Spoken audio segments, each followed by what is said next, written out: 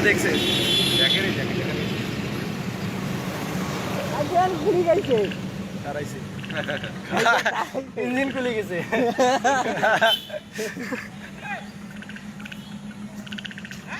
engine খুলে গেছে engine খুলে গেছে